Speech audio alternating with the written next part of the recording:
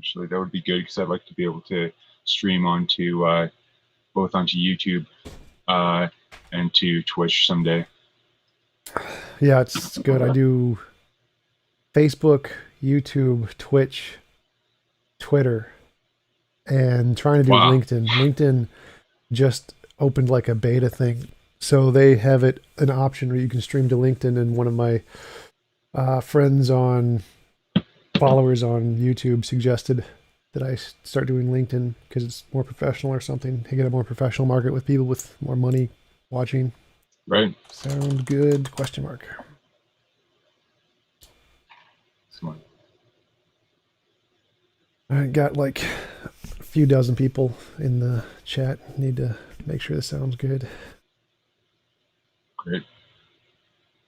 Um, yep, looks like sounds good. Awesome. So, Jonathan, thanks for coming on, for having a conversation with me. Would you mind telling us a little bit about yourself before we get started? Sure, Tom. So my name is Jonathan Quist. I am a former seminarian for the Catholic Church. My seminary got interrupted with COVID, and so I'm trying to start up kind of a media platform. And so I studied philosophy before I went into my program for priesthood, and I did a couple of years of theology there and a year of practical formation before that ended. But I'm still hoping to be a priest one day. That's my tag name is irlpriest. Yeah. Cool. I'm an atheist, by which I mean I believe. Yeah. Cell phone ringing. That's always nice. Oh, sorry. It's all right. Yeah, go ahead. All right. So I'm an atheist, by which I mean I believe there are no reasons to believe in the existence of God. I think that naturalism is a better explanation for everything. And that pretty much all the arguments and evidence for God are kinds of arguments from ignorance, things we don't understand, therefore God, kind of a thing. So could you tell me the reasons you believe there are for belief in a God? And I'd like to tell you my position on those and hear your thoughts on my position. Sure. Yeah, I have actually a bit of a opening statement that I've prepared. If you don't mind me going through that. Sure, go for it. Okay. The God that Christians and philosophers of the past have always believed in cannot be proved or disproved through conventional science. The development and proliferation of the scientific method has inarguably been an enormous boon to society in technology, education, health, and almost every facet of modern life. But many have argued the science over the years has overstepped the scope of its framework. Catholic physicist Jonathan Lunin, in a recent lecture at Cornell University, pointed out such an instance in the seminal work, The Grand Design, where physicists Stephen Hawking and Leonard Mlodinow asked, what is nature? Where did all of this come from? Did the universe need a creator? Traditionally, these are questions for philosophy, but philosophy is dead. Scientists have become the bearers of the torch of discovery and requests for knowledge. So we can see in this instance a claim being made that science somehow is precedent over philosophical claims. And this is, to an extent, unprecedented. This wasn't the way that science ever was really appeared to do. It was what science always claimed was to be able to make empirical claims and not necessarily to be make metaphysical claims or claims beyond that limited scope. But also the sin of overextending the reach of scientific observation are not limited to atheists, but also to theists who try to attempt to prove God's existence through science. But certain scientists have had a much measured approach to the scope of science, and one is such as Father Georges Lemaitre, who developed the model of the expanding universe from the primeval atom, which later became popularly known as the Big Bang Theory. And he vigorously defended that his theory did not necessarily imply the creation of the universe by God, but could be believed by theists and atheists alike. He actually even defended that claim against Pope Pius XII, who argued that this new theory was proof of God's creation of the universe. And it was actually tried to be discredited by several physicists because they thought it actually had kind of a supernatural aspect to it, that something could come from nothing. But of course, that's not what Lemaitre believed. He believed that there was an infinite point of density from which the universe proceeded and expanded. In fact, he also proposed the possibility of phoenix universes, similar to the Big Bang, Big Crunch cyclical model later proposed by Hawkins. So not only did he propose a model that's believed universally by atheists, but also one that, but also another model that explains the possibility of infinite regress. For Lemaitre, the creation of the universe is separate to the advent of time and space. And this was the same position held by the likes of St. Augustine 1500 years ago. Both believe that God is not some demiurge that exists within the observable universe, but the ground of all being. That is why to try to prove or disprove God through science is a fruitless endeavor, like how Hawkins, who argued that since time only existed, came into existence in the moment of the Big Bang occurred, there would be no time for God to exist into it prior to that.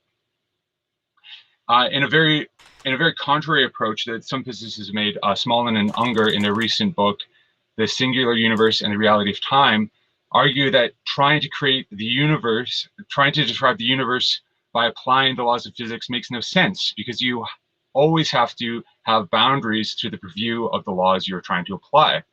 So to try to prove God through science is pointless and impossible, since God transcends noble reality.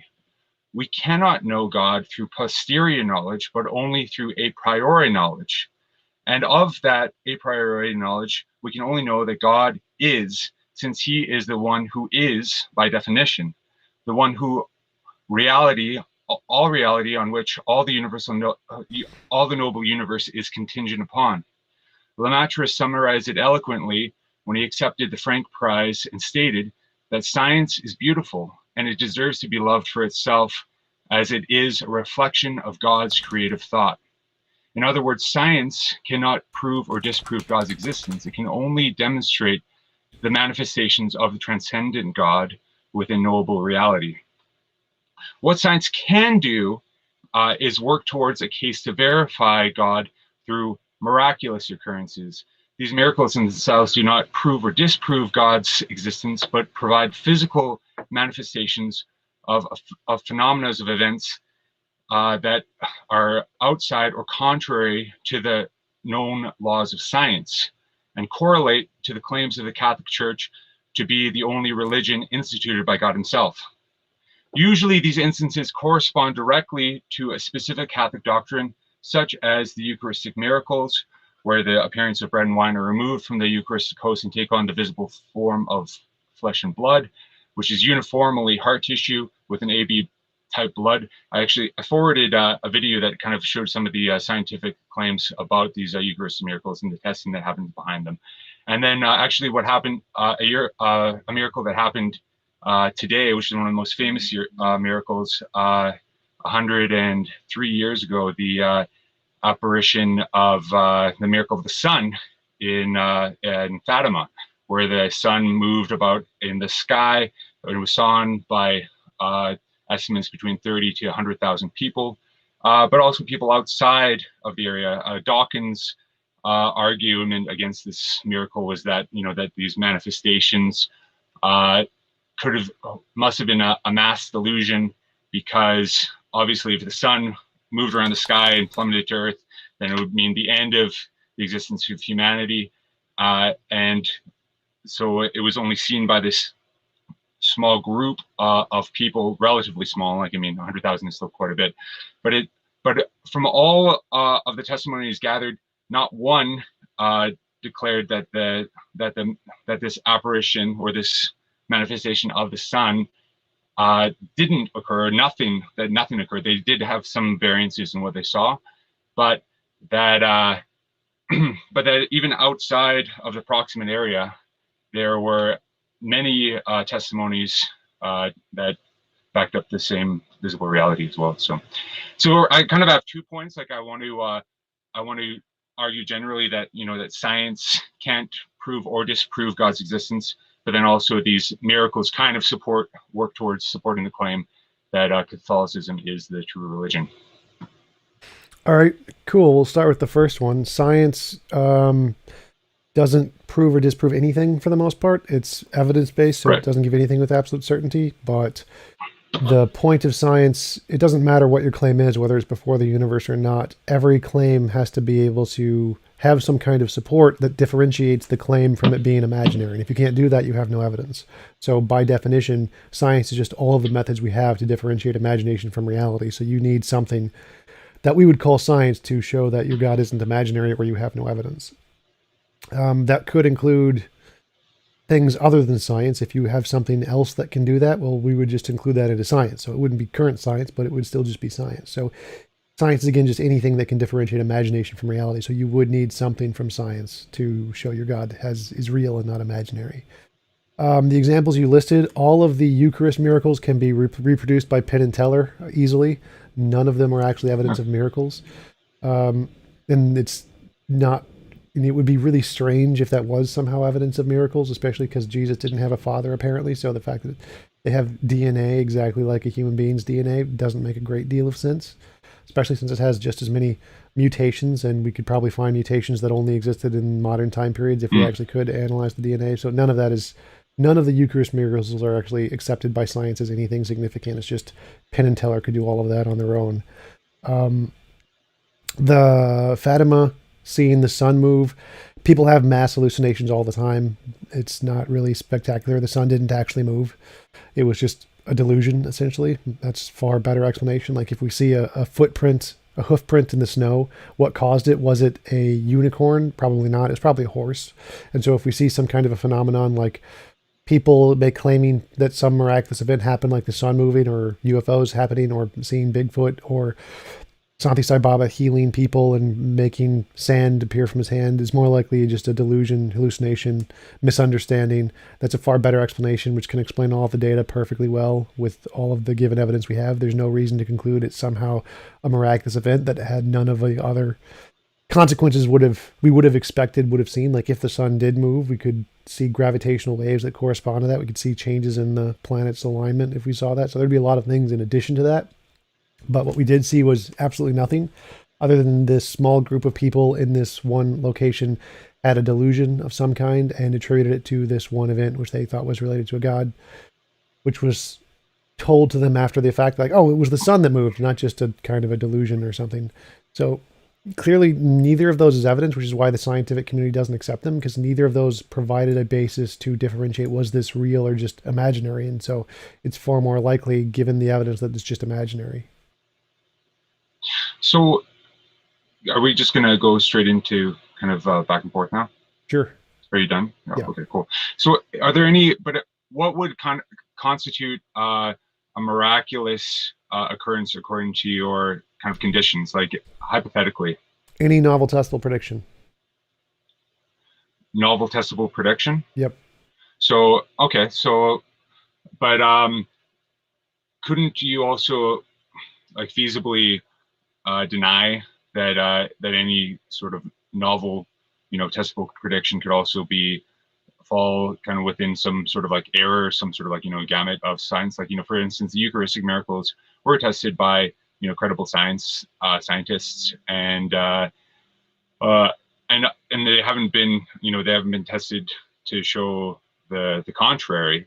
So what would so it would seem to like to work better in the case of the scientific community's consensus if someone actually did sort of like prove that, because it is quite falsifiable. For instance, the claim that it is 1500, that especially the miracle of Valenciana, which is like a 1200-year-old specimen which has the properties of fresh blood.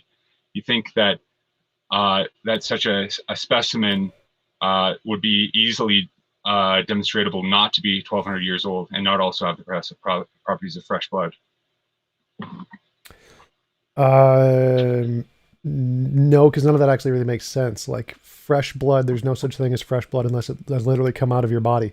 after it's come out of your body and it starts to dry, it's not fresh blood anymore. So it can't, it's Yeah, dry. but It's not fresh blood. yeah. It's just claiming that it has the properties of fresh blood is some kind of strange ambiguity where they're saying that it hasn't decayed of some kind. Well, if you preserve it, obviously it's not going to decay, but it's still dried. So it's not fresh blood at all.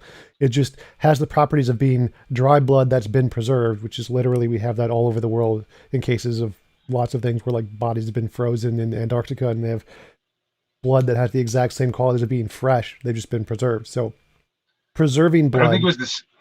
isn't the same as fresh blood. So just using that term fresh blood as if it's just has just come out of the body is just false. No, it's just dried blood that's been preserved. There's nothing special about that. So again, But none of these cases are special. They're just things we already know. Like, oh, the blood looks exactly like it's been taken out of a body and preserved, like any other blood that we do from any other person anywhere in the world.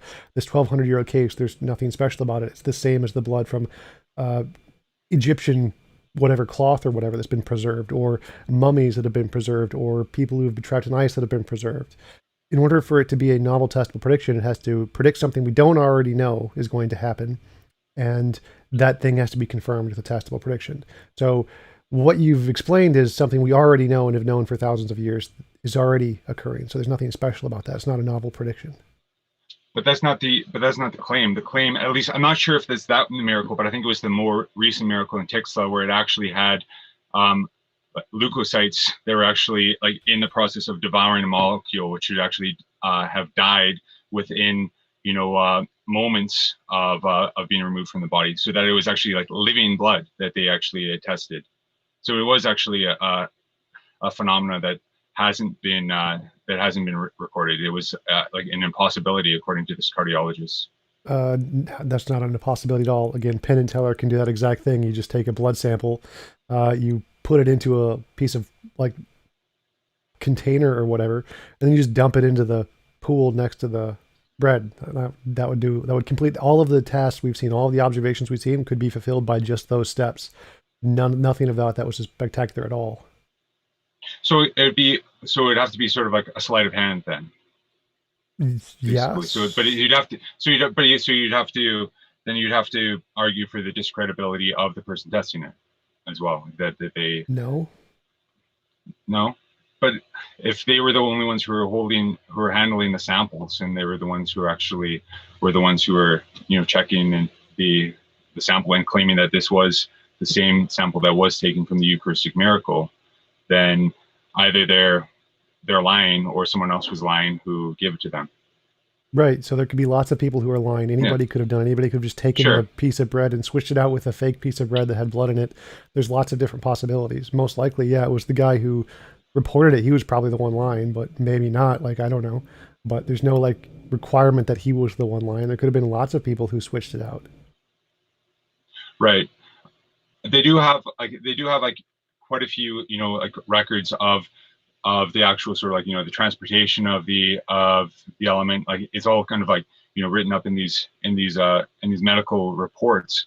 And actually one of the scientists said that basically, because they actually have properties of, both blood and flesh and of this host kind of, simultaneously.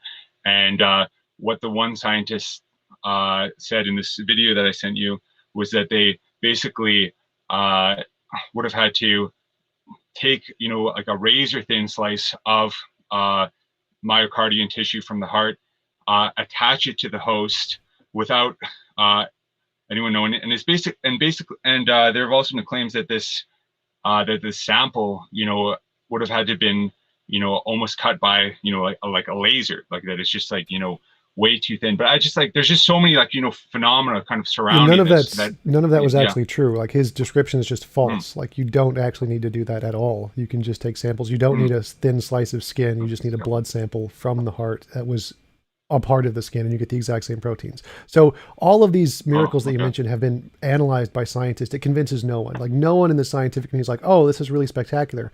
Like this is just mundane stuff Penn and Teller could do. The fact that many scientists usually in less than Western modernized countries are fooled by this is really not surprising. Like Penn and I forget what it's called. James Randi had two student magicians who were claiming to be psychics, and had their psychic powers tested by scientists and proved that you could fool scientists into thinking that these were actual things, like mimic that Interesting. one, forget his name, Uri Geller, to mimic him, to show that, because he did the same thing, he fooled scientists into thinking that it was psychic powers.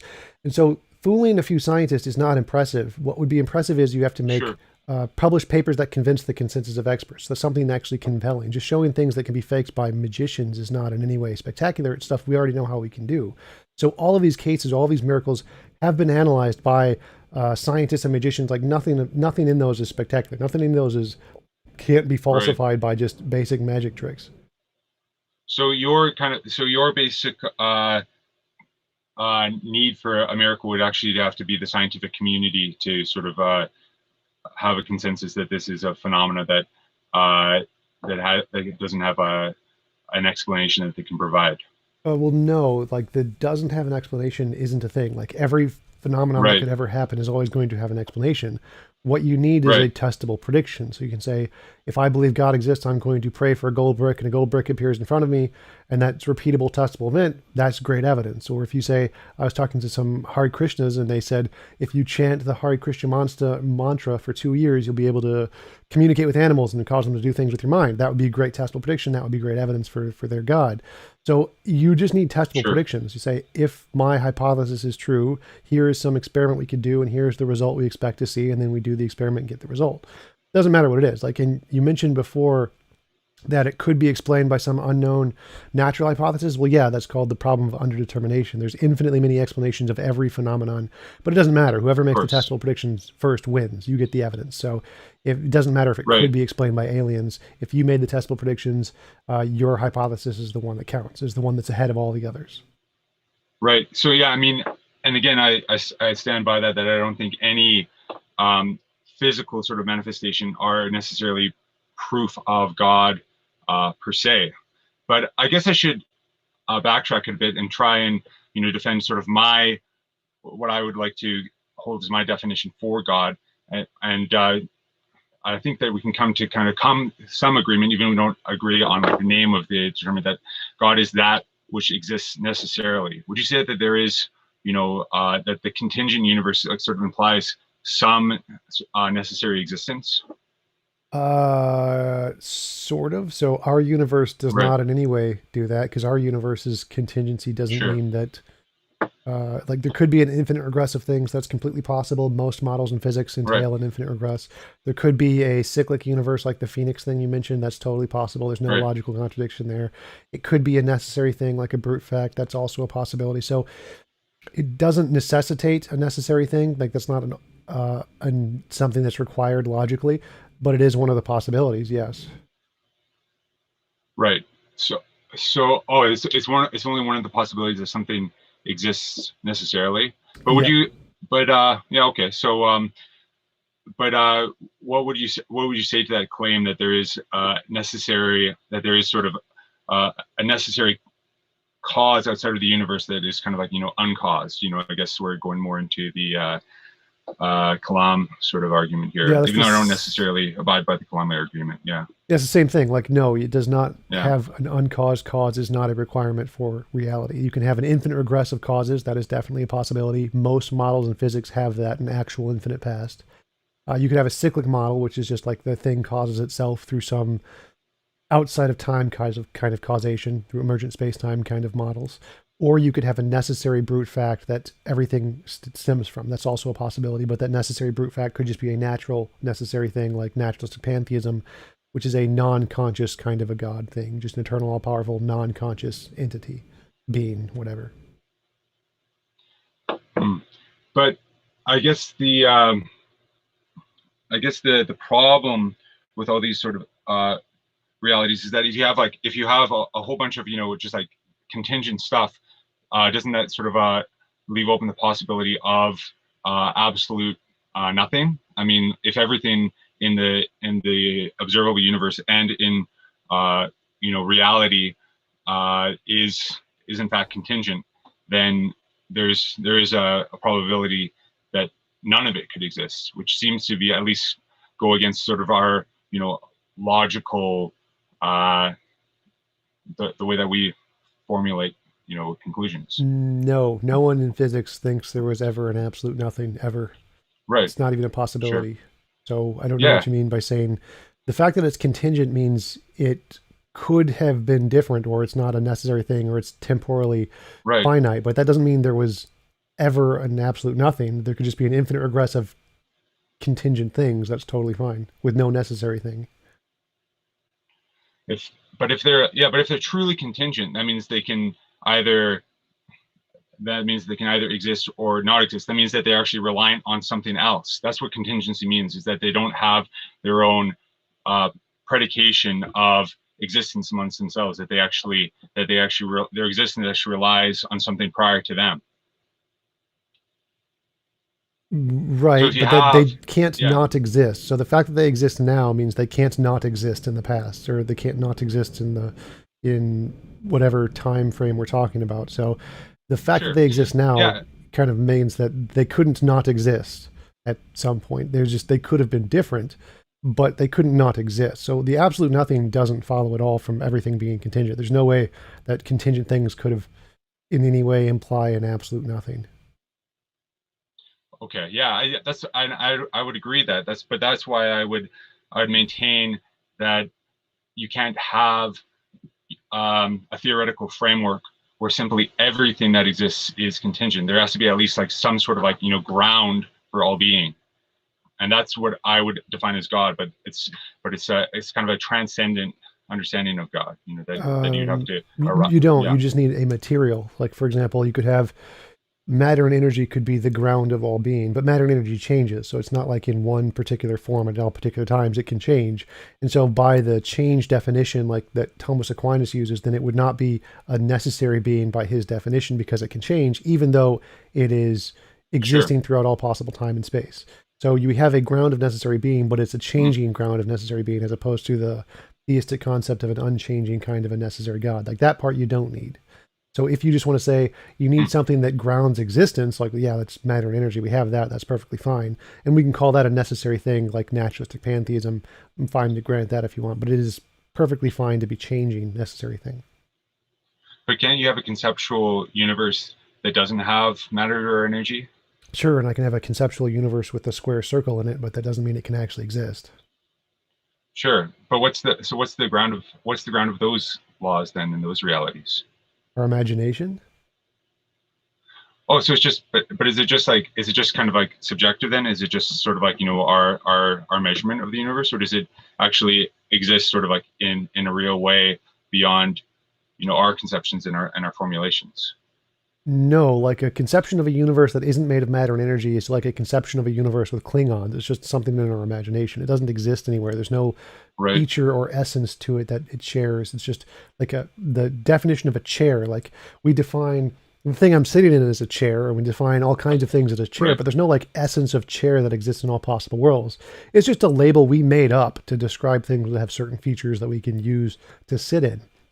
So the Sure. fact that That's we that. have this Yeah. conceptual idea of what a chair is doesn't mean there's actually some property of chair in the universe that would exist in this other universe. It's just a made up label that we've imagined. The same thing would be the case for a universe not made of matter and energy. It's just a made up label we have for things. It doesn't exist anywhere. So that's like the nominalist, like kind of perception. But what about like the reality of mathematics? Because mathematics interact with the universe in a way that's both predictable and that also belies sort of the observable reality of less sort of sentient creatures. For instance, like a deer can see two bears go into a cave, and when one comes out, they can deduce that there's still one bear in the cave. So there's this kind of mathematical reality that isn't just like that's extramental, that actually imposes itself upon reality kind of beyond our nominalistic labelings of realities that we observe and sort of group together.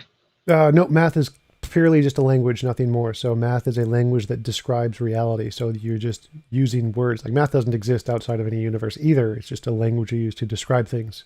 So there isn't like an abstract existing kind of a math anywhere. It's just like English. Like the word tree doesn't exist. The number one doesn't exist. Math is a language like any other. It has sentences that correspond to reality, sentences that do not correspond to reality, and sentences that are self-contradictory. So, for example, I am a human is a sentence that corresponds to reality. 1 + 1 = 2 is a sentence that corresponds to reality. I am a space leprechaun is a sentence that does not correspond to reality. F = ma Right. times 37 is a mathematical sentence that does not correspond to reality. And I'm a married bachelor is a self-contradictory statement. 1 + 1 = 7 is a self-contradictory statement. So math is, again, just a language like English, no different than any other. And it just describes reality as long as you use it correctly. So it's in this, like, known in mathematics, this is a language for a long time. We can just use it to represent all kinds of things that exist, don't exist, and are self-contradictory. It's not an existing thing. Right. I know that, yeah, that essential realism is, kind of far out of kind of the popular consensus, but it does, correlate, strongly with the with kind of the Catholic understanding of God, and that and how it's married to, reality. So would you consider yourself to be kind of a logical positivist then? No, no one is a logical positive anymore. Okay. Yeah. Right. So how do you describe that philosophy of not having any sort of uh, mathematical language, or not having, like, what? Yeah, I'm not familiar with that philosophy. I'm not sure what you mean. Like, uh, most philosophers consider logic and math to be languages. It's like literally Right. the Right. first sentence of the Stanford Encyclopedia of Philosophy on classical Sure. logic. Sure. Yeah. Yeah. Yeah. Okay. Um, Yeah. so I don't think there's a name for it. It's a language. Just, yeah, philosophy. Okay. Yeah. But okay. So, but what about my example? Like, that that we can observe mathematical, realities outside of beings that and behavior that's sort of, mapped towards, mathematical realities. How do you describe those phenomena? The same way you described the deer as seeing a cave and bears, like you use the English words cave and bears, like the deer Right. would also represent those with some kinds of word or image or something. And but it just, you wouldn't use the word cave or bear. Same with numbers. So there's it's just a language. We use the mathematical language like square root, divided by, multiplication, addition.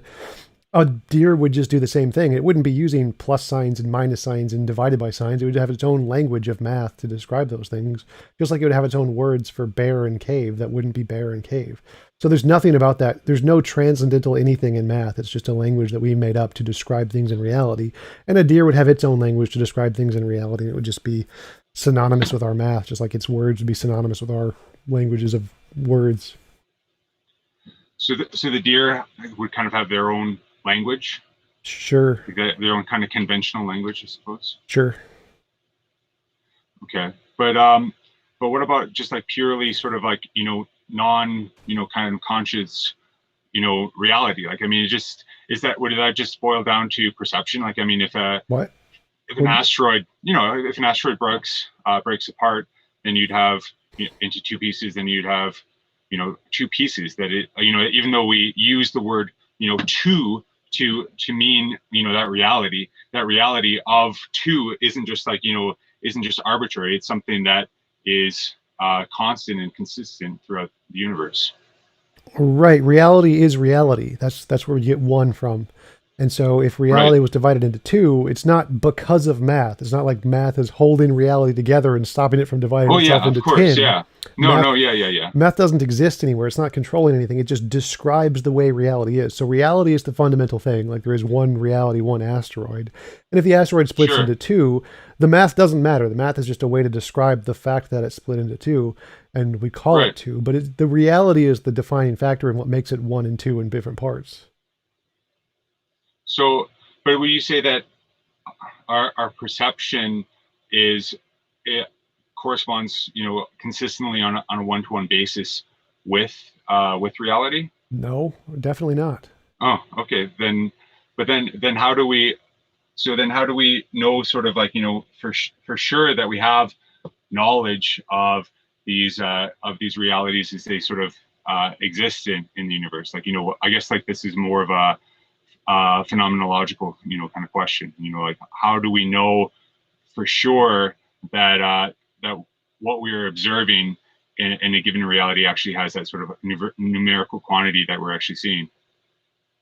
I'm not sure what you're asking there. So we know reality is reality, so that's where we get one. Like we can know certain Right. things with certainty, like I think, therefore I am.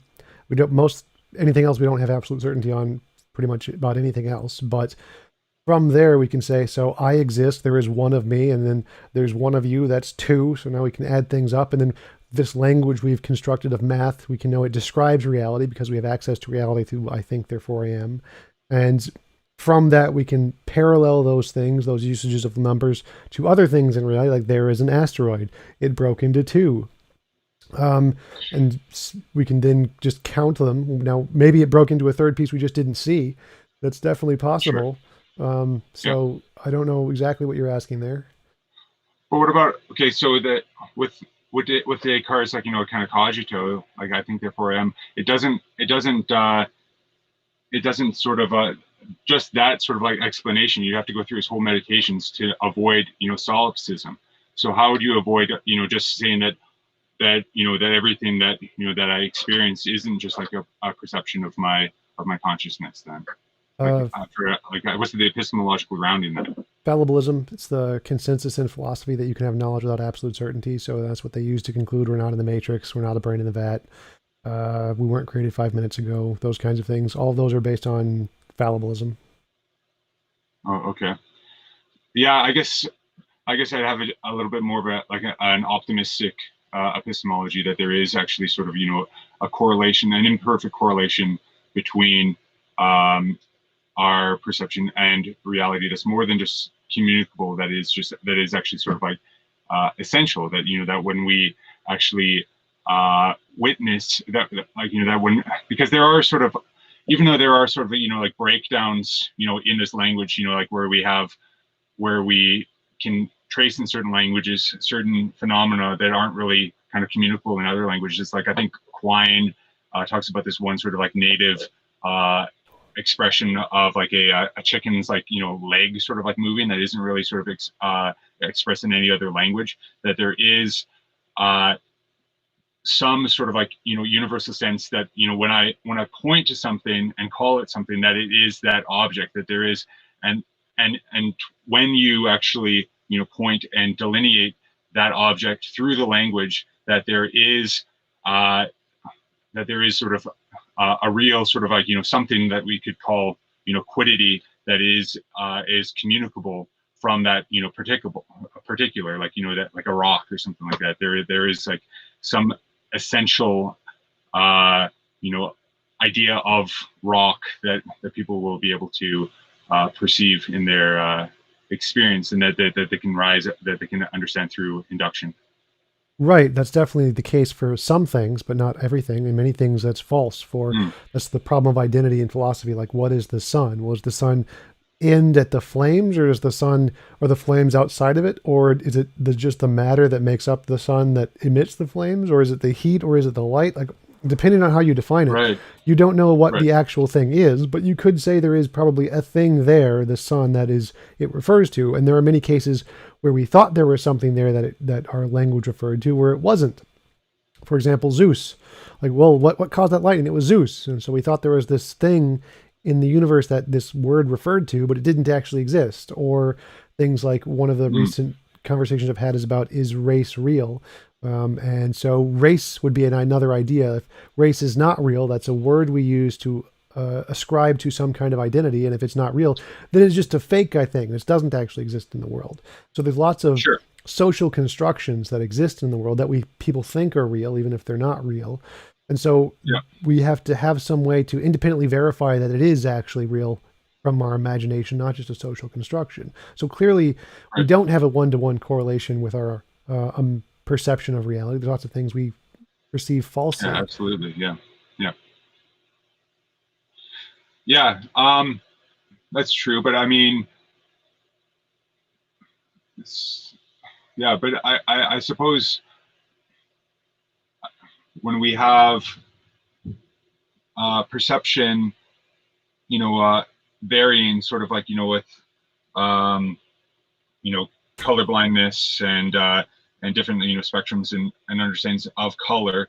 You know, how do we know that there is like something that is red, that is kind of communicable outside of like just kind of collective experience.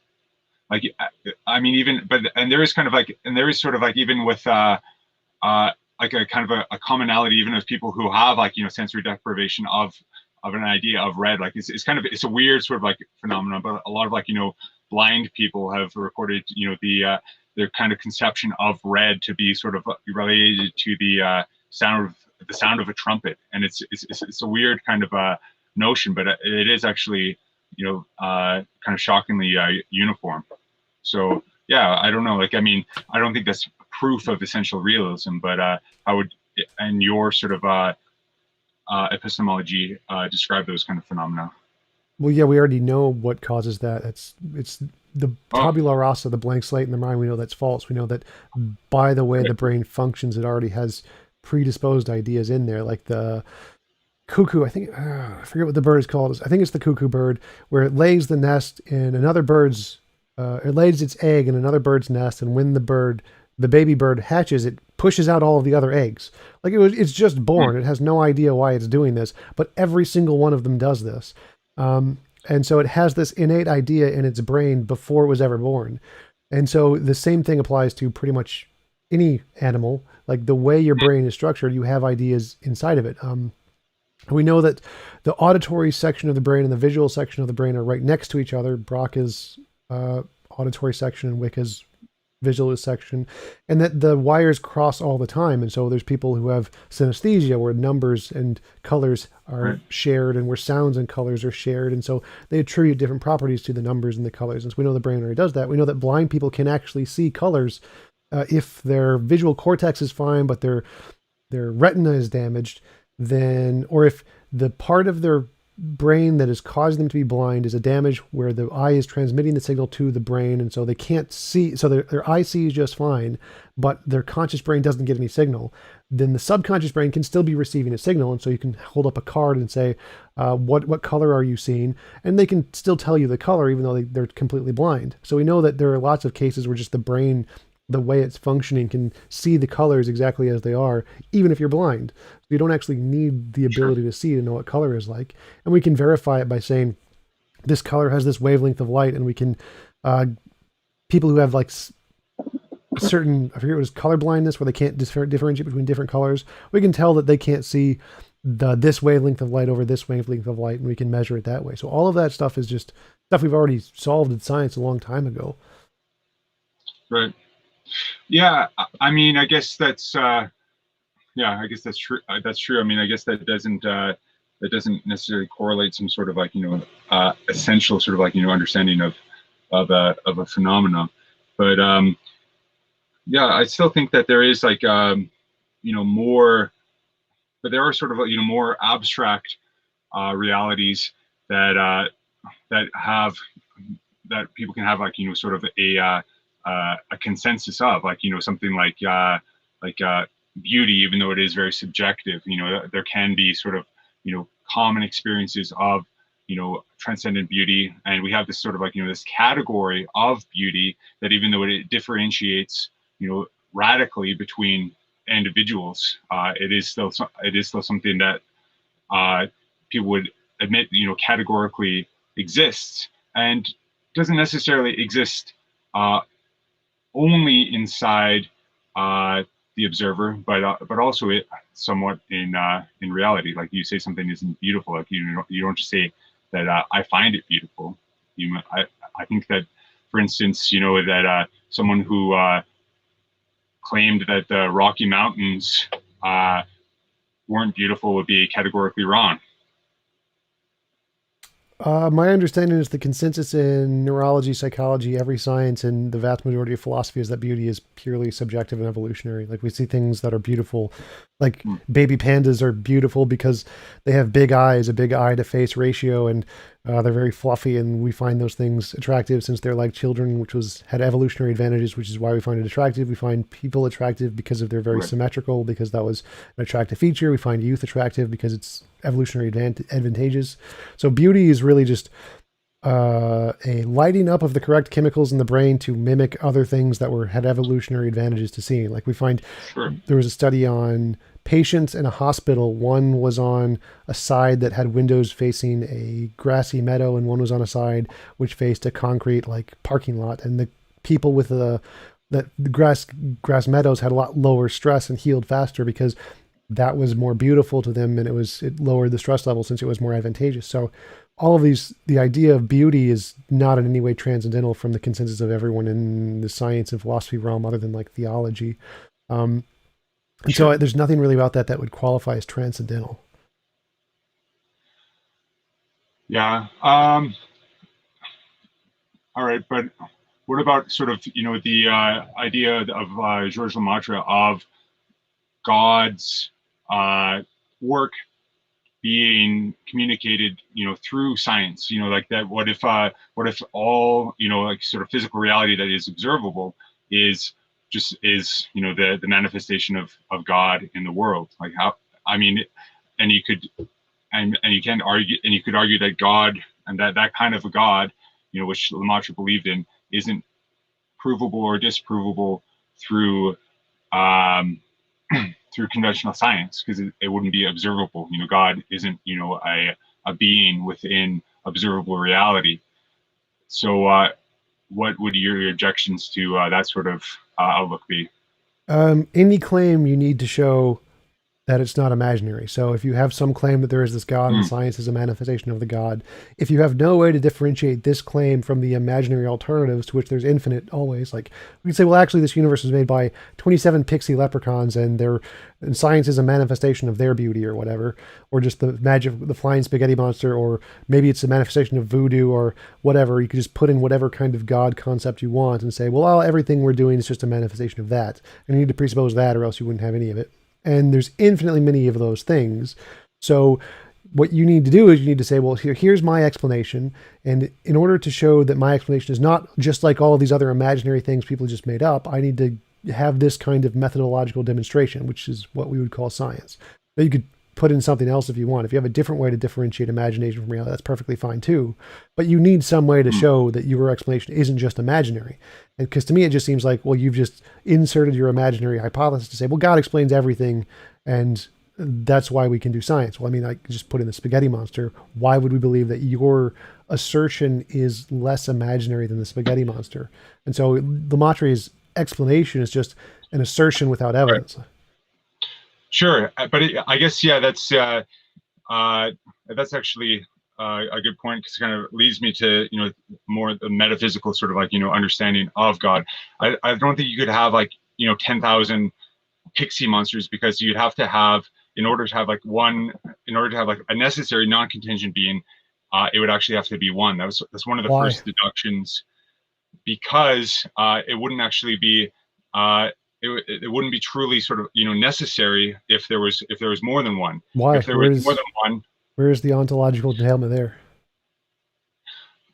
I think the ontological dilemma is that if you had more than one necessary being, then conceptually the man, I should have prepared this point a little bit better. But I think that if there's more than one thing, then those don't necessarily correlate. That one could actually, if one ceased, because if one ceased to exist, there would still be something. And so if you have more than one something, then the contingency is actually limited. That you actually have a potentiality of something not to exist. Whereas if you have one simple reality, then there's literally no potentiality. There's just pure actuality. And so, yeah. Well, necessary means it can't not exist. So if there's 10 necessary things, you can't say, well, if one didn't exist, well, that kind of makes it not necessary by definition. So there doesn't seem to be any contradiction with saying there are 10 necessary things, and they all constitute one composite necessary thing or whatever. So there's lots of different possibilities there. You don't need one individual necessary thing. There's nothing that requires that. Well, they have relation with one another. There's a space that you're introducing sort of a spatial reality beyond that isn't that isn't necessary. There's something beyond pure necessity here. There's things The that, spatial relation could itself be one of the necessary things. There's not a contradiction there either. well, space, no, but space in itself is a contingency. Like that space Why do you say that? in Like, more there's than nothing. one reality. Why do you say that? Well, no, Space isn't. because the space is a thing. Space is actually like a definite, measurable thing. Our space is, yes, but the philosophical concept not necessarily. So just like you would say, our consciousness is is a measurable thing, but you wouldn't from that follow that all consciousness is a necessary thing or is a contingent thing, right? But there is relationality, which Well, is wait, just stick with that one isn't question, necessary. right? Yeah, So yeah, okay, sure. our consciousness is a contingent measurable thing. Does that mean that God's consciousness is a contingent measurable thing? Well, I'm not inferring right now that God has This consciousness. is I'm Yeah, not this isn't like sure. a representation. It's just a general question. So if you Okay, say, yeah. assuming God is conscious, he's a Christian God, he's conscious God. Our consciousness is clearly a measurable thing. From that, could you therefore infer that God's consciousness was a measurable thing and he could not be the necessary being? Would that be a reasonable justification? Well, no, not according to Aquinas' model, because God's consciousness would only anagogically relate to our consciousness. Okay, That we can perfect. only really, Perfect. yeah, yeah, So the same yeah. thing could apply to space. So our space that we know about is a measurable physical thing, but you could not, for the exact same reason, conclude that all possible spaces is a physical measurable thing for the exact same reason. So you can't just infer that Right, because of our measurable kind, that is a instantiation of the essence, essentially, to use the Thomistic right, term, of all possible kinds. So just like there could be a consciousness that is analogical to ours, there could be a space that is analogical to ours too, and the space could be a necessary thing. okay. What about relationship though? Like, what if you have more than one necessary being, that then it would necessitate a relationship between one thing and another that in itself is not necessary. It could just be necessary. There could be a relationship that is a necessary relationship. I don't. Yeah, I don't think so. I mean, because you have because then you're going beyond. Then you're bringing in a contingent reality. Because if one of those necessary things you cease to exist, that relationship would also cease to exist. Remember, necessary things can't cease to exist. They're necessary. The necessary existence implies they can't not exist. So that doesn't make any sense. It's like saying who created God when God is the ultimate creator. It's a contradiction in terms. So there is no logical contradiction between there being three necessary things: a red particle, a blue particle, and the relation between the red and blue particle. Those could all be necessary things on their own. There's no reason for them to be just one. But I think when you have like more than one thing, there is differentiation, and I think when you have differentiation, you do have potentiality. You have potentiality of change and composition, whereas the existence from God in an anagogical way is that there's no composition, that he merely is. He Right, and just I'm is. asserting that Yeah. that's not required. Like that's just an assertion Aquinas made based on nothing. Like there's no evidence to support that at all. There could just be a red particle, a blue particle, and a relation between them, and they never change. They could be unchanging, an unchanging relationship, and that's perfectly fine too. And even if they do change, they don't need to be changeless. That's also just an assertion Aquinas made based on nothing. But those particles themselves I imagine, are these material particles? No, it's the same thing as with the consciousness. We're using an Right, analogy here to show that right, right, right. they're the special super kind of particles that are unchanging necessary things. Yeah, I don't know. I mean, I think that like the way that the Thomistic argument is sort of like unpacked is that there is that there are essential that there is within God no composition. There is no privation, no sort and pure sort of like actuality, and that so that any sort of like differentiation with that would imply that there is in fact less than something that's purely actualized, that there is some sort of like potentiality for these for these things to uh relate, or for the relationship to change. When I think you have like, I think you do it imply some measure of of change and disparity and relationship when you have two more than one entity. I think that it yeah I yeah the maybe I'll have to email you back once I read up more about the deduction of oneness. But that is, once we do sort of go to more deductions, it obviously becomes harder to prove. But I do think that there's a soundness to having like one necessary being. Just because even in our, I don't know. Well, sure, that's the assertion, but there you'd have to give some, like Aquinas, supposedly these are his proofs, so he has a proof for this somehow, but I see no proof of this at all. It just seems to be an empty assertion. Like I can just assert that there's a magical flying spaghetti monster, and that's the ground of all being, and any changes are not possible because it is the perfect oneness and this perfect simplicity. Like Aquinas says, God is perfect love, and that seems completely ridiculously nonsense to me. Like I could just, there's no, love is again just an emotion, a chemical reaction in the brain. So if you want to say that that is somehow an analogical to the essence of love, and that there's this essence of love out there, I could just say, okay, the spaghetti is an analog to the essence of spaghetti, and then there's this essence of spaghetti out there. So there's lots of these strange properties that Aquinas says, well, that's just an analogy of some super property out there. Well, I could just pick anything like spaghetti, and the same thing would apply, like to your example earlier. Why, like if God is the instantiation of science, well, I could just say it's an instantiation of the spaghetti monster. How do you show that your assertion is the correct one as opposed to the imaginary one? Right. Well, God wouldn't have any composition. So to say like he's a flying spaghetti monster, that means that it implies that there's spaghetti within him or some of the properties of spaghetti. Whereas God wouldn't have any properties per se, but God is in essence the perfection from which all being comes.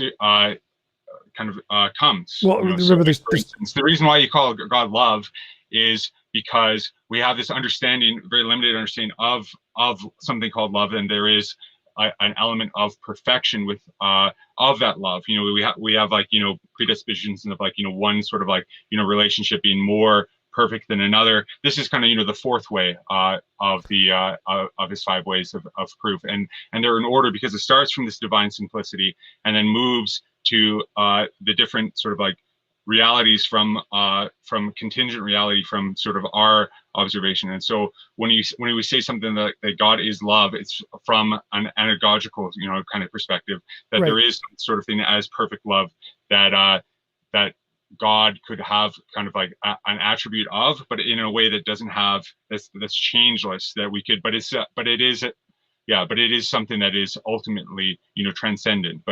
Right, so all of the justifications he uses for love can be mirrored for spaghetti. So just like as having one relationship is somehow better than 2 or whatever, I can say, well, spiral spaghetti is clearly greater than string spaghetti, or and lasagna spaghetti is clearly greater than spiral spaghetti. So clearly there's some magnitude of spaghetti greatness, and there has to be a greatness essence of spaghetti out there, just like Aquinas says there is for love. Like you can use every one of his arguments for things like spaghetti that he uses for love for the exact thing like spaghetti to argue there's some essence of spaghetti.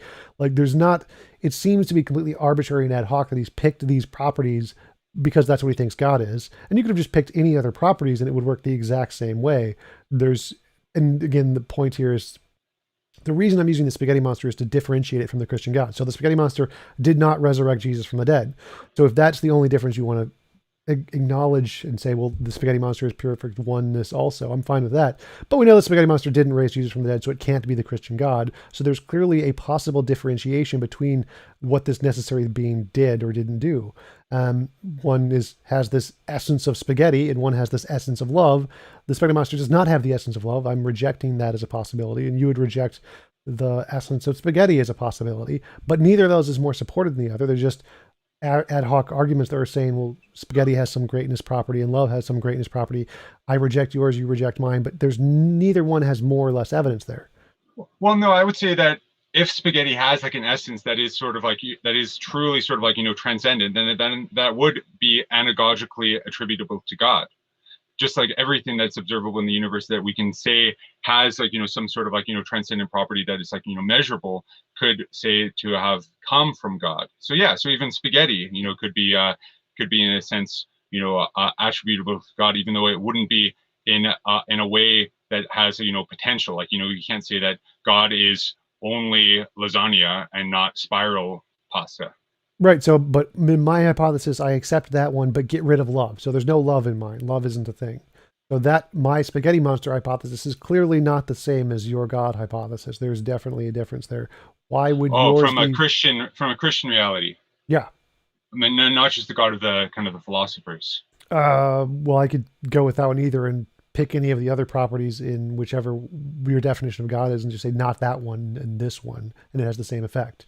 So, um, I can take whatever you think God is, take one of the properties, say that's not a part of perfection, and spaghetti is, and then have a different alternative. One of these is true, one of these is imaginary, and so you still need to provide some way to differentiate which hypothesis is the true one, which one is the imaginary one. Sure. I mean, I guess I would say that anything that doesn't have a correlation with, one particular area of, science or reality would be imaginary. For instance, like Zeus is imaginary because he has this property of thunder that's attributed to him. The god of the universe is prior to everything that exists. So everything that exists to some capacity exists in him.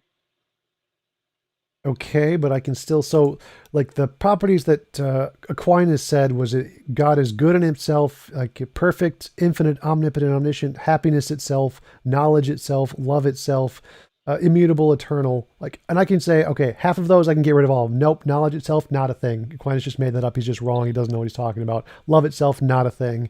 Happiness itself, not a thing. All Sure, that's just sure. crap he made up. And the real properties are just spaghetti, meatballs, spaghetti sauce. Those are the real But properties. none of those are essential properties. No, no, no. So I'm They're saying those attributes. Yeah, those are right. all essential properties. Mine are essential properties. His are not essential properties. Well, I mean, I guess hypothetically, you can attribute sort of any of these properties to God, but they're always going to be analogous to God's actual existence, because God's actual, essence is to be. So God, in a sense, is existence. Right. So it's So, yeah. but again, so So anything that yeah, so I can say that what Aquinas defines as existence is wrong. He made this shit up. He's totally crazy. He has no right, idea what he's right, talking right. about. I got it right. And you still need to show which one of us is the one that's right and which one of us is imaginary, because we have two different hypotheses. And just saying God is existence doesn't work. Oh, That works for right. both of them. So until you can demonstrate which one of these is the imaginary one, your method can't differentiate imagination from reality and isn't evidence. So you're saying that So you're saying that these things, like oneness and truth and beauty, aren't actual aspects of reality. That they're just things that are Yeah, just like words that are emergent kind of attributed to properties God. or emergent properties, composites, whatever you want to say, they're not necessary things. Yeah, like love could just be a composite contingent thing and that's it. It's still part of reality, but it's just a composite contingent thing. It's not part of the essence existence thing. Right. I mean, like, but I guess what just isn't coming across is that anything that does exist, anything that is like kind of observable, already is sort of predicated on God. So to some extent, it doesn't like matter what we attribute to it individually. It already sort of like in this kind of conception, it's all sort of like uh it's it's all sort of like extramental. It's not just like one. It's not just one thing that sort of like that I attribute to it. Like it's a kind of it's a prior sort of an a priori reality that all yeah, I don't know. Like I mean, yeah, I guess so. Like So you would again, that it say still works that for both. It still works for yeah. my I think model of the spaghetti monster and Aquinas's model of love and happiness and stuff. So it still can't differentiate which one's imaginary, which one's real. So that still doesn't give any evidence that what you're saying is true and not just a made up hypothesis. yeah. I mean, but there isn't scientific evidence for these realities. I mean, but there is yeah. I mean, I think what we were getting to before was sort of more constructive because because applying mental categories to God doesn't really prove anything or disprove anything. We just like it's just kind of like arbitrary what I think and what my values are and are attributed to God.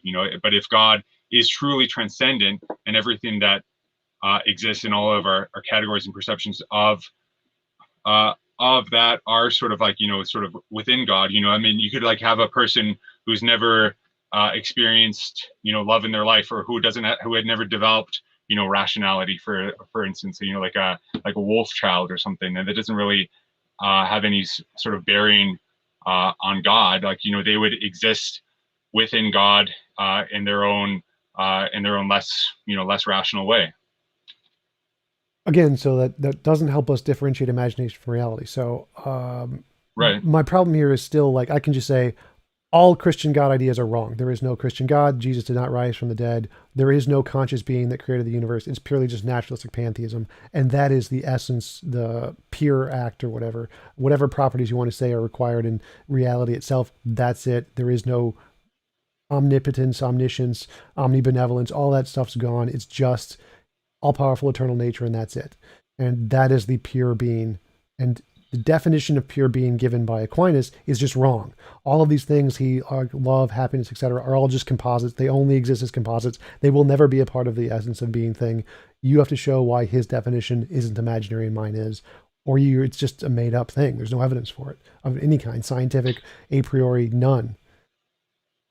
So this naturalistic, like pantheistic, sort of reality, but that would uh, that would predispose like that there's no necessity.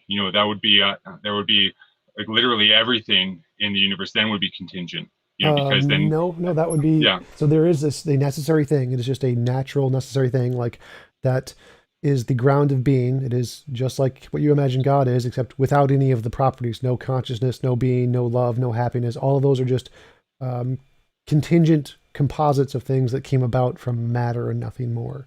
So there is a ground of being, there is a necessary being. It's just there's no consciousness, no personality to it. It's just energy. Oh, okay. So all energy is sort of like this transformable, reality that's sort of like in and with everything, but can decay and Nope, has it's undecayable, it's potentiality. Oh, unchanging, it's purely act. No consciousness, no love, no happiness, just act, just energy. oh, okay, interesting. But then how would it manifest itself in kind of substantiated beings? Like how would that actually work? It's energy, it can Like do how that. does it? Oh, but the energy itself. It's pure So act energy, so it can yeah, do that. It doesn't need a consciousness to do that. Why would it need consciousness? no, it doesn't. The consciousness doesn't. The consciousness doesn't matter. I mean, what matters is that I suppose that energy would at least have the potentiality to become matter, wouldn't it? Uh, no, like in the way, does pure act have the potentiality to become being? Or No, it doesn't have any potentiality. right, so but it still created the universe. Yeah, I did create the universe. Yeah, that's actually a really good point. But it does. But that's So in whatever way yeah, because it God, in seems like whatever way you potentiality. imagine Yeah, God did that, mind did it the same way, but without the mind. right.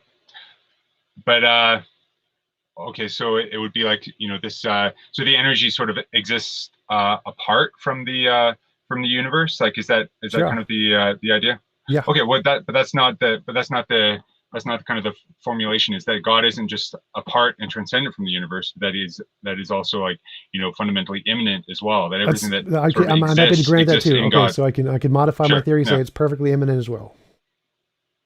Oh, okay, interesting. Yeah. But then if it was perfectly imminent, there would be I suppose there would be reality um, outside of itself that would be yeah that is actually a good point. I'd have to think about that more. Yeah, because if you did sort of like postulate this that there is this energy, but I guess when you say energy, you do have like instantiations of energy that actually exist. I mean, Remember, I guess you it'd be just using the analogical. word, yeah. It'd be analogical, Right, just like the space time consciousness thing and spaghetti thing. right. So when you say flying spaghetti monster, it doesn't really have any sort of like any sort of correspondence, with reality. It's just this so it's a transcendent spaghetti monster, is what you're saying. Yeah. So it'd be exactly the same way as you're using an analogical example of God being a conscious person of some kind. The spaghetti monster is an analogy of our spaghetti plus some other things, but it's not the same as ours. It's an analogy, the same sense. It's like magical super spaghetti that doesn't exist in our universe. Yeah, but I mean, I guess like that's just sort of like a human kind of conception of spaghetti. I mean, I think that like that religion, even though I think it has been sort of like like verified in the way that we talked about it before, it doesn't like the Christian kind of conception, just points at sort of like one kind of particular area that's sort of greater than it. So like you could have like this pantheistic sort of like reality, or this flying spaghetti monster reality, that if they are necessary and transcendent, then we would be and necessary, then we'd be talking about the same reality, which Nope, is the ground because of all being. neither of mine rose Jesus from the dead, so they're definitely not the same. Well, and one has there's no love, no happiness. Right. So I got rid of any concept of love is gone, happiness is gone. There is no happiness of itself. There is no such thing. It's just a composite. There is no knowledge in itself. Knowledge is a composite. So there's clearly differences. They're clearly not talking about the same thing. But I mean, we can't actually make differentiations with God, because God has no composition. I just did.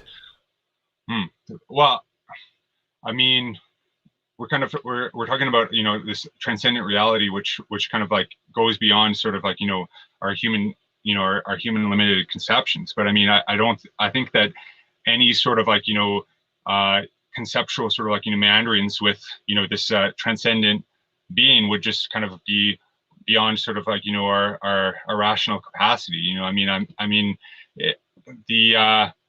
But so you're saying that this transcendent being would somehow not fundamentally not correlate with things on the earth. So like things like love and knowledge would be other than that being. No, they're just composites. So they can't be a part of God because they're composites. So if love is just a composite, it can't be a thing in God. And so I'm saying there is no essence of love. Love is just a composite. Like chairs. Chairs are just a composite. There is no essence of chair in the fundamental part of the universe. It's just a thing we've made up. Same thing with love and knowledge and all those things. Those are products of brains. None of them exist fundamentally in the universe. So just like a chair, it doesn't exist as the pure act. There's nowhere, it doesn't exist anywhere in pure act. It's just a composite of things that came after. Yeah, that'd actually be like an epistemological difference that we'd have then, because I believe that anything sort of that is sort of like conceived or abstracted within sort of like human consciousness does pre-exists human consciousness to a certain extent. So like there's not really sort of this. So Klingons Klingons pre-existed human consciousness. I guess in a way. I mean, since like man is sort of a creation of God, and these ideas of sort of like Klingons existed outside of or since they're instantiated in time and space, somehow sort of like exist within God. Yeah, sure. Okay, like so that would be your model. In my model, it doesn't work that way. In my model, pure act is not composite things. It can't be composite things. So you still have to show it's not composite. Yeah. So you have to show which one of our models is the real one and which one is imaginary. So we're different. We definitely have different models. Right. And you have to show why is yours not the imaginary one and mine is. Otherwise, it has no evidence. Sure. So. Yeah, I guess the evidence. I mean, I guess I think that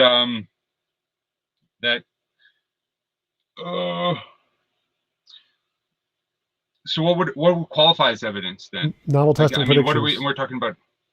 Oh, okay. So we're going back to sort of like these this miracle sort of reality. So it has to be. I don't know. Like, I mean. Well, so again, evidence is anything that can differentiate imagination from reality. Now, the method that I use for that is novel testable predictions. If you come up with a different method, that would be evidence too. I just don't know what that would be. I only know about novel testable predictions are the only reliable way to differentiate imagination from reality. So if you came up with a different way, that would count as evidence too. I just don't know what that would be. than testable, yeah, than testable sort of like prediction. But I mean, I guess the universe in itself would have to speak for God's existence, since the universe itself is is created by and existing within God. So that's kind of where our differences would be, like, with when you've talked before about how evolution is proof that God doesn't exist, because it would be that would be some sort of like evil sort of like manifestation for God to allow so many creatures to die or whatever. So, but I would say that the world that is observable, and its manifest order in itself is the evidence for a transcendent God. I can just say the same thing. It's evidence of the transcendent spaghetti monster who didn't rise Caesar from the dead. So that doesn't get us anywhere, because that same justification works for both hypotheses. So you need something like, I believe that spaghetti monster is real. If the spaghetti monster is real, I can pray to him and he will grant me a gold brick with his noodly appendage every time. And if we all pray to God, or pray to the spaghetti monster, he'll give us all gold bricks. And if we all did that and we all got gold bricks, that would be great evidence of the spaghetti monster. The spaghetti monster would then be the superior hypothesis there, and it would disprove your idea of God being the perfect oneness. And it would confirm my hypothesis that, well, God is actually just magical spaghetti that is not oneness at all. It's just a composite magical spaghetti. But then, well, I mean, then it wouldn't be transcendent. But yeah, well, yeah, that would just we're prove going your in circles hypothesis again, yeah. wrong. It would just say that the entire Thomistic enterprise is just wrong. This one's right. Yeah, I don't think it's that simple. Like, I don't think that you can just like. I think that it is more of like an a priori construct, right? That I don't think we can actually come to posterior evidence that God exists if he is actually transcendent. Like, you can't actually arrive at posterior evidence of anything transcendent. So why wouldn't the gold brick example work? Well, I think that then you'd be demonstrating something that is manifest and sort of observable in reality. I mean, I guess you could say, yeah, I mean, to see like what if we had like a miracle that everyone sort of observed. Yeah, that would be like evidence of a God. But I guess that still wouldn't necessarily. You could prove that maybe that there's good evidence for this Christian God to exist, but it still wouldn't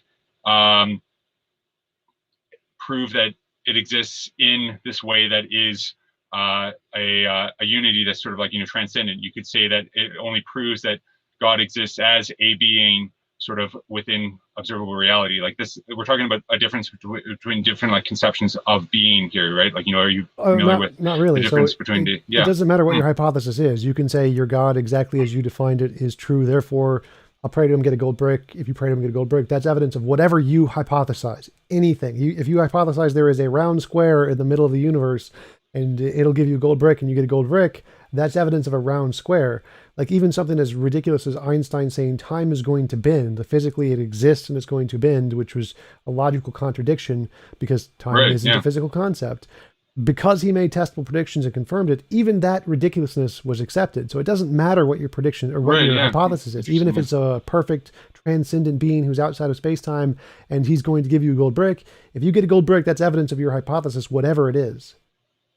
But what about Einstein's conception of God? That God is kind of this is the the author of like the laws of the universe, kind of this like Spinozan sort of God. I mean, how would you have like evidence and proof of something like that? Like, I mean, he has this. Well, if Einstein just put that into his theory and said, there is the pantheistic, non-conscious God who doesn't care about us kind of a thing, and it did this, well, that would be evidence of his hypothesis that happened. He just didn't put that in his theory at all. It wasn't like an entailment in any way. He just kept it out. So if he made testable predictions, he said, I believe there is a God, therefore equals MC squared or something, then that would be good evidence of his hypothesis of a God. Sure. I mean, I guess that like all of these, but all of these like, phenomena don't sort of like, they only kind of prove sort of observable reality. Remember, so science doesn't require proof. Science doesn't prove anything. I don't need proof. All I need is evidence. So if you have evidence that God is real, equivalent to evidence that evolution is real, that's good enough. I'm going to count that as proof. That's fine. Right. Hmm. Yeah. I mean, I guess, yeah. So is evolution kind of the the bedrock then of like of proof for God? Then it's like, the existent evident for life through evolution. Is that kind of the more so than a kind of like a cosmological understanding? Is that, yeah, Cosmological would be fine too. If you can show evidence of right, God equivalent to the cosmic microwave background, that would be great. Or if you can show evidence of God to the plate tectonic theory of earthquakes, that works too. Any scientific theory, germ theory of disease, um, uh, the matter theory of mass and the nuclear theory, like any of those, electromagnetism, any of those, if you can show God to the same standard of them, I count that as proof. I just don't think this is going to fundamentally work. I think that it's like, yeah, I mean, I do think that there is like that, because there are levels of faith in any of these theories, right? That we have Nope. this like correlation. There is a correlation between faith in authority and our personal sort of experience, right? Like we have like Nope. we have faith in, well, what maybe we have different definitions of faith then, like, because I think it's like that faith doesn't, I'm not talking about supernatural faith at this moment. I'm just talking about belief in something other than your own private personal experience. Induction? You're That's just it. calling faith induction? Oh, sure, yeah, you could say, well, induction usually implies like that you're going from a particular to universal, right? But I'm not calling it, I'm not saying induction, but I mean that you could say that I have faith that the moon isn't like a glowing ball in the sky, because that is the information that has been handed on to me by, I haven't been to the moon myself. I don't have objective observable knowledge outside of things that have been presented to me that the moon exists. So I have like a level of faith in the moon's existence as it's been communicated to me. I don't have that at That's all. kind of So what I would define as faith. I see the moon every night when I look up at it. I can see it through a Sure, telescope, and then all of the facts described about the moon correlate to all the information I have. Like I can say if the moon is X distance away and traveling at X speed, and I have a telescope of X magnification, then all the measurements match exactly what the scientists are saying, so I can verify their claims. And then I say, sure. if You can hypothetically, but you haven't yet yeah, I have. done that, I I imagine. I look up at Oh, the you night go. all the Okay, time. sure. So like Okay, you don't have to verify literally every claim. Like if I say engines work and there is an engine in the car, and if the engine works, it'll take person from point A to point B, and person A goes from point A to point B, then you can conclude everything about engines. Like everything that scientists say about sure, engine sure. is true. So you don't need to verify every single piece about engine. All you need to do is say engines do this, and if this occurs, engines work. Same thing applies to the But moon. So I then, can say if the moon is X distance away, if it has this much mass, if it's traveling on this world, then I can watch it and see it move every night in the same space, and do whatever you want, just the mundane predictions, just like with the car, and conclude everything that scientists have been saying is true because those mundane predictions are correct. well, I mean, but there'd be a limit on it to shoot too, wouldn't there? Like, I mean, wouldn't you take David Hume's conception that that induction is in fact impossible, that we can't know with an unparalleled certainty that the sun won't rise will rise again tomorrow. Like, I mean, these inductions that we make are to an extent have a level of uncertainty to them. Sure, but you don't need certainty. That's fallibilism. You don't need certainty for knowledge. Sure. Well, yeah, that would be kind of that's interesting. Then, so what would your definition of knowledge be? Justified true belief. Okay.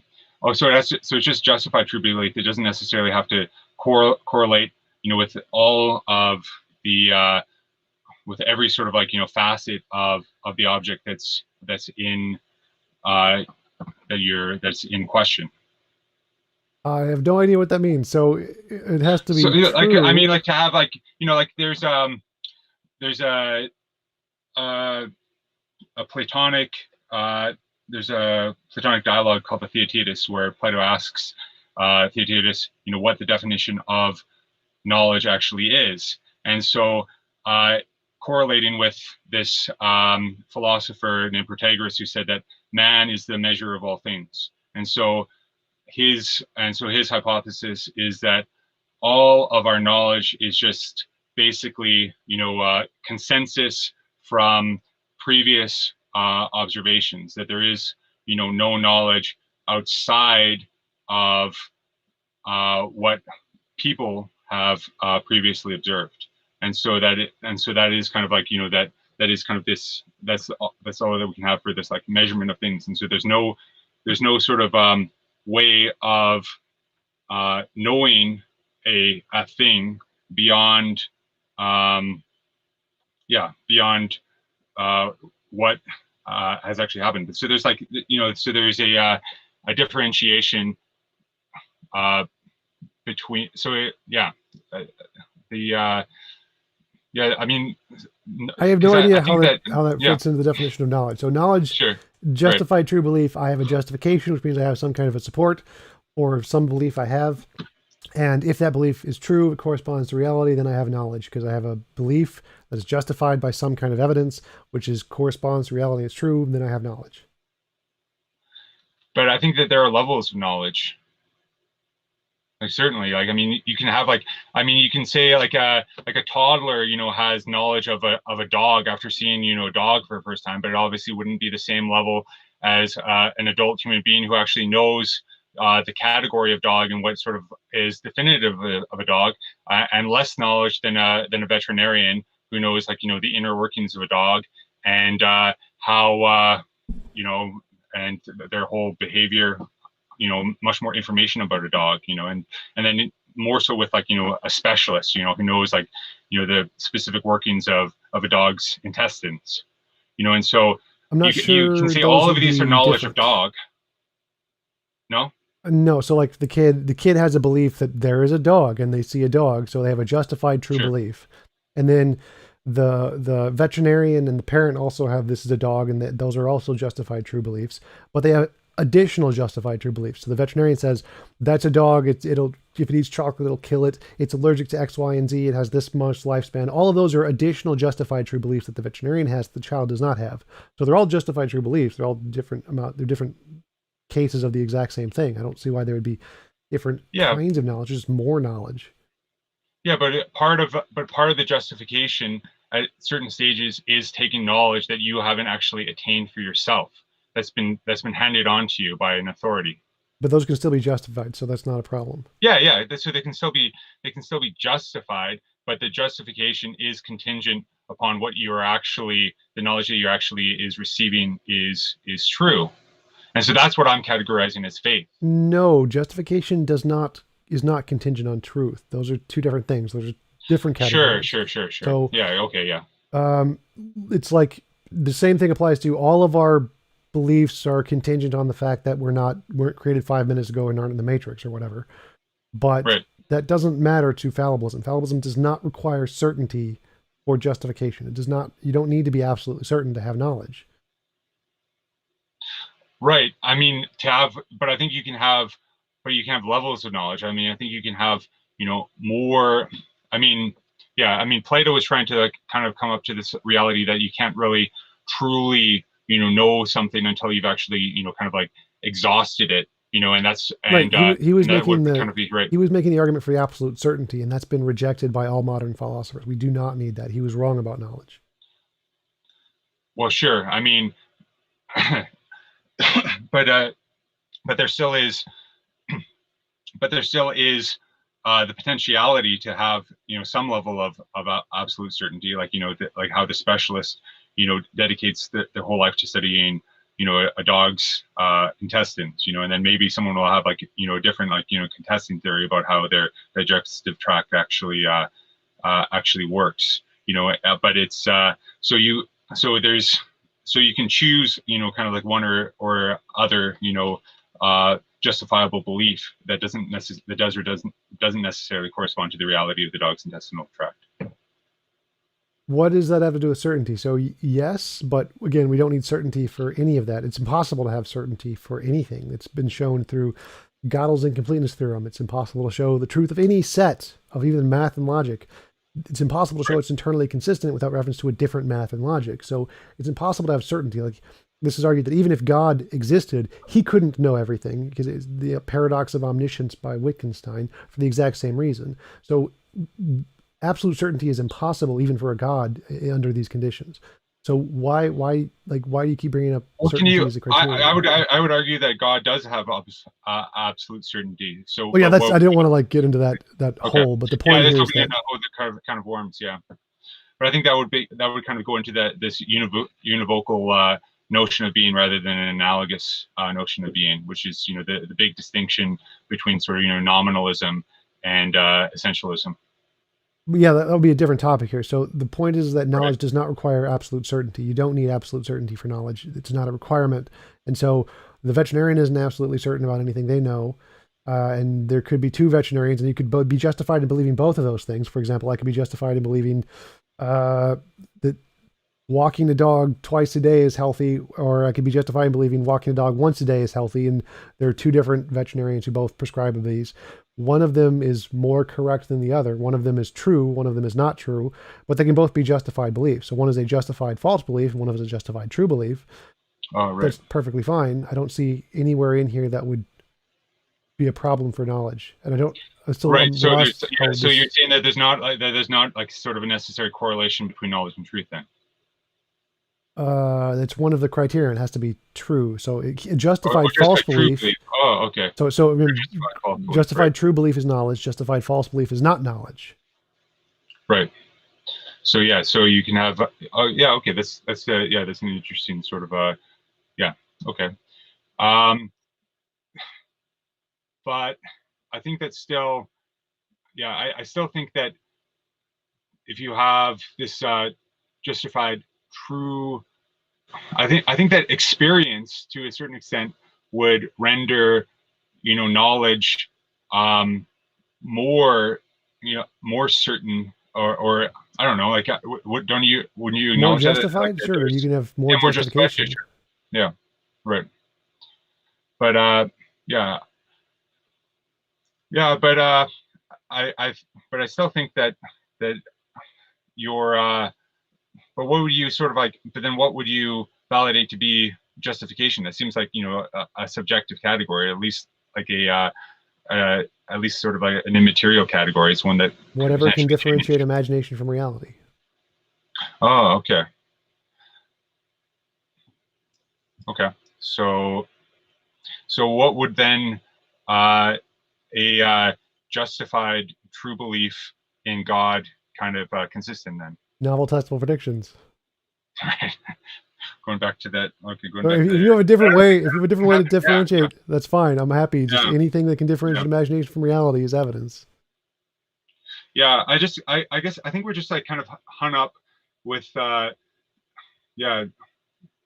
just don't I don't think that's gonna happen. Like I think that there's I think that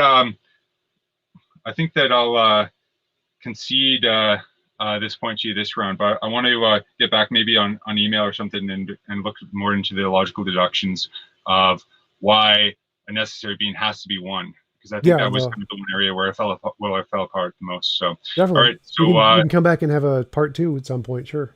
Oh, I would love that. Yeah, this was awesome. So thanks so much, Tom. That was actually a really cool discussion. Yeah. Thanks. I appreciate it. Thanks for taking the time to have a conversation with me. I really enjoyed talking about Thomism, because I've tried to talk with a few Thomists, but they don't usually go into like the questions, and the last one I had did not go well. But yeah, thanks for coming on. Thanks for being polite. Sure. And I appreciate you taking the time to have a conversation with me. Yeah, that was awesome. Okay.